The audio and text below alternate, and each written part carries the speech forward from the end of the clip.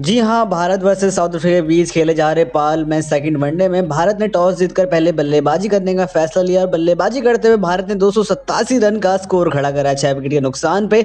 50 ओवरों में south Africa ने बहुत अच्छी गेंदबाजी करते हुए भारत को 300 के अंदर अंदर रोक लिया। जी हाँ, भारत को शुरुआती झटके बहुत ही जल्दी यहाँ पे लग चुके थे शिखर धवन विराट कोहली के रूप में, लेकिन उसके बाद एक अच्छी साझेदारी हमें देखने को मिली केएल राहुल और ऋषभ पंत के बल्ले से। जी हाँ, केएल राहुल ने 55 रन बनाए, 79 गेंदों का सामना करा, 4 चौके इसमें शामिल थे। काफी सूझबूझ भरी और ये पारी हमें देखने को मिली। जी हाँ, इनका विकेट मगाला ने लिया, वेंडे डसन ने इनका कैच पकड़ा, लेकिन एक कप्तानी पारी की उम्मीद इनसे कर रहे थे। पिछले मैच में काफ़ी सस्ते में केएल राहुल निपट गए थे, लेकिन दूसरी सेकंड ओडीआई में कहीं ना कहीं केएल राहुल ने यहाँ पे छाप छोड़ी है। अच्छी कप्तानी पारी खेली, काफ़ी सूझबूझ भरी पारी खेली, क्योंकि पहले ही यहाँ पे शिखर धवन का विकेट जा चुका था, विराट कोहली का विकेट जा चुका था, और कहीं ना कहीं अब ऋषभ पंत ने देखे क्या शानदार यहाँ पे पारी खेली है। जी हाँ, ऋषभ पंत विकेट कीपर बल्लेबाज 85 रनों की शानदार पारी खेली है, 10 चौके 2 छक्के, 119 का ऋषभ पंत का स्ट्राइक रेट रहा है। इसमें कहीं ना कहीं 71 गेंदों का सामना करा। इन्होंने कहीं ना कहीं टीम को एक ऐसी स्थिति से उभारा भी है जहां पे टीम इंडिया के पहले ही शुरुआती झटके लग चुके थे। केएल राहुल काफी दबाव में दिख रहे थे, वो ज्यादा शॉट्स खेल नहीं रहे थे,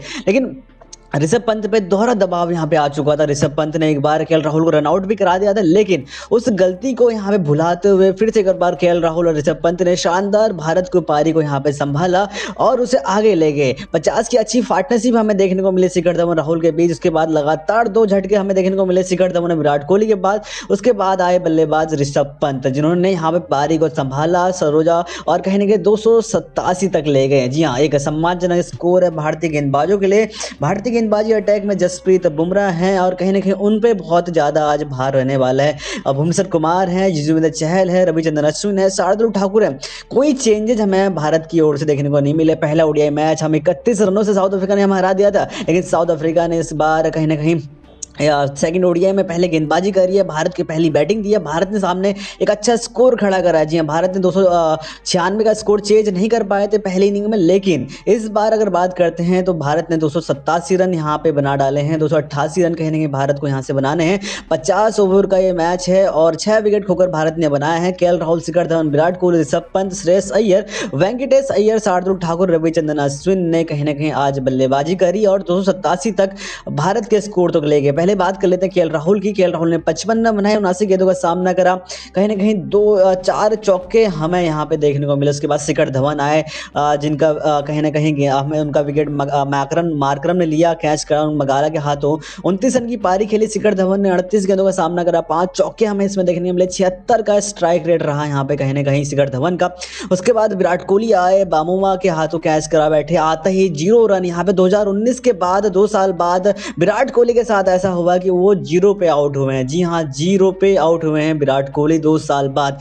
एक ये रिकॉर्ड भी यहाँ पे कहीं ना कहीं था विराट कोहली के पास कि 2 साल तक कोई भी वो मैच खेले हैं और उसमें वो 0 पे आउट नहीं हुए हैं। लेकिन इस बार महाराज की गेंद खेल के यहाँ पे काफी बीट हुए थे। जी हाँ, मार्करम ने भी उन्हें बीट करा था, महाराज ने भी उन्हें कहीं ना कहीं अच्छी गेंदबाजी कराई थी। उसके चलते विराट कोहली काफी दबाव महसूस कर रहे थे और 5 गेंदें खेली, कोई रन नहीं बनाया और 0 पे निपटे। इस बार डक पे आउट हुए विराट कोहली। इसके बाद आए बल्लेबाज ऋषभ पंत, जिन्होंने केएल राहुल के साथ मिलकर एक अच्छी साझेदारी यहाँ पे दिखाई और बहुत कहीं ना कहीं 64 पे 2 विकेट हो चुका था भारत। और उसके बाद फिर जब केएल राहुल और ऋषभ पंत के बीच पार्टनरशिप लगी तो 179 पे भारत का तीसरा विकेट गिरा केएल राहुल के रूप में। 183 पे फिर ऋषभ पंत आउट हो गए, लेकिन उसके बाद अगर बात करें तो 63 पे 1 शिखर धवन, उसके बाद 64 पे ही 2 विराट कोहली आउट हो चुके थे। उसके बाद 179 रन की एक कहीं ना कहीं वहां तक एक बड़ी साझेदारी हमें देखने को मिली केएल राहुल और ऋषभ पंत के बीच। ऋषभ पंत ने 85 रनों की पारी खेली, 71 गेंदों का सामना करा, 10 चौके मारे, 2 छक्के मारे।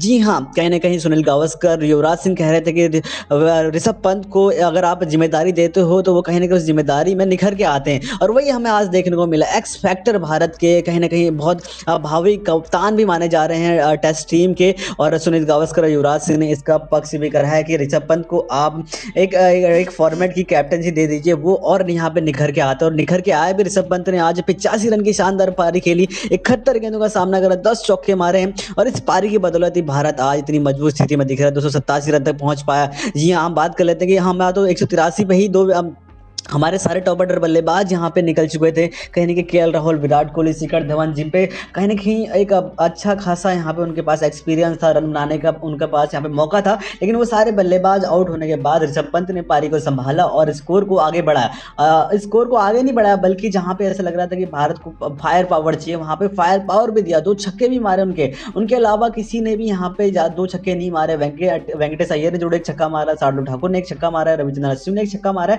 लेकिन वो 2 छक्के जो ऋषभ पंत ने मारे वहां पे मारे जहां पे भारत दबाव में था, जहां पे भारत को ऐसा लग रहा था कि भारत यहां से कम 250 के अंदर आउट हो सकती है, ऑल आउट हो सकती है, लेकिन वहां से आप भारत 287 से पहुंच चुकी है। मतलब कहीं ना कहीं जो ऋषभ पंत का नॉक रहा है यहाँ पे 85 रन का, केएल राहुल की कप्तानी पारी यहाँ पे देखने को मिली 55 रन की, उस पारी की और साझेदारी की बदौलत ही भारत आज इतनी मजबूत स्थिति में दिखाई दे रही है। जी हाँ, श्रेयस अय्यर 11 रन बना के आउट हुए, शामसी ने उनका विकेट लिया, ऋषभ पंत का विकेट भी शामसी ने लिया, उनको कैच कराया मार्करम के हाथों। उसके बाद वेंकटेश आए और कहने का उनके इंटरनेशनल करियर का ओडीआई का ये दूसरा मैच था और काफी प्रेशर में भी थे। 33 गेंदों का सामना करा, एक छक्का जरूर मारा इनके बल्ले से निकला है और चौके इन्होंने बल्ले से नहीं निकले हैं। 22 रन इन्होंने बनाए हैं, 66 का यहाँ पे स्ट्राइक रेट रहा है इनका। शार्दुल ठाकुर नॉट आउट थे, रविचंद्रन नॉट आउट रहे हैं। शार्दुल ठाकुर 40 रन बनाए एक और बार यहाँ पे 40 रन की बारी से पहले 50 रन मारे, तो उसके बाद अब सेकंड ओडीआई में 40 रन की पारी खेली। आप इनको पूरे तरीके से कह सकते हैं ऑलराउंडर पैक हैं, ये पूरे तरीके से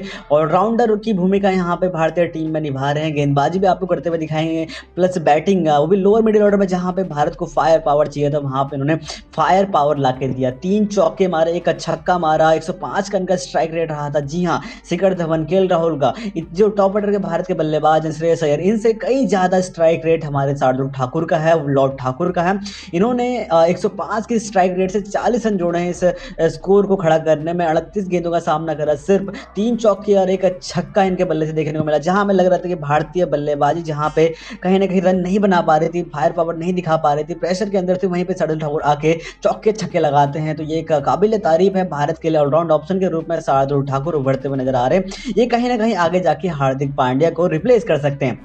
अब आप बात करते हैं रविचंद्रन अश्विन की, 25 रन की पारी इन्होंने भी खेली। नाबाद ये भी रहे, 24 गेंदों का सामने इन्होंने भी करा, एक चौका एक छक्का इनके बल्ले से भी देखने को मिला, 104 का इनका स्ट्राइक रेट रहा। जी हाँ, रविचंद्रन अश्विन को एज ए ऑलराउंडर के रूप में टीम में शामिल करा, गेंदबाजी भी कर लेते हैं, बैटिंग भी कर लेते हैं। इससे पहले मैच में हमने देखा था रविचंद्रन अश्विन उतना अच्छी बल्लेबाजी करते हुए दिखाई नहीं दे रहे थे, लेकिन इस मैच में 24 गेंदों का सामना करा, 25 रन बनाए, एक चौका एक छक्का मारा, लेकिन उस पारी की कहीं ना कहीं जरूरत थी भारत को, और रविचंद्रन अश्विन ने वो पारी शार्दुल ठाकुर के साथ मिलकर अच्छी साझेदारी कर भारत को 287 तक पहुंचा डाला। जी हाँ, बात कर लेते हैं अब लुंगी एंगड़ी और गेंदबाजी की।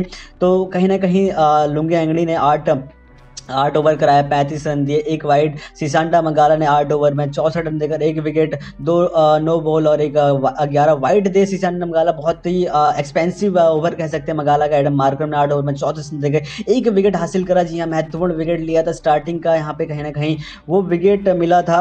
उसके बाद कह सकते हैं कहीं ना कहीं जब गेंदबाजी आई केशव महाराज की आई, उसके बाद एंड्रू फ्लिकलावे हैं, उसके बाद ताम्रेश शमसी हैं, जिन्होंने साउथ अफ्रीका गेंदबाजी को पकड़ के रखा। और जो सफल गेंदबाज थे तबरेज शमसी थे, 9 ओवर में 57 रन देकर 2 विकेट अपने नाम करे। एंड्रू फ्लिकर ने 8 ओवर में 44 रन देकर एक विकेट अपने नाम करा। केशव महाराज ने 9 ओवर में 52 रन देकर एक विकेट अपने नाम करा। कहीं ना कहीं ये एक ऐसी गेंदबाजी जिसने भारत को 300 नहीं बनाने दिया। हमारे स्टार्टिंग के टॉप ऑर्डर बल्लेबाजों को सस्ते में निपटा दिया, विराट कोहली, शिखर धवन और श्रेयस अय्यर को। और श्रेयस अय्यर लगातार फेल हो रहे हैं, तो क्या इन अगले मैच में मौका देना चाहिए। अब देखते हैं कि इस तरह के साउथ अफ्रीका टीम 288 रन बना पाती है 50 ओवर में। भारतीय गेंदबाजों पर बहुत ज्यादा यहाँ पे कहीं ना कहीं प्रेशर होने वाला है जसप्रीत बुमराह और भुवनेश्वर कुमार पे।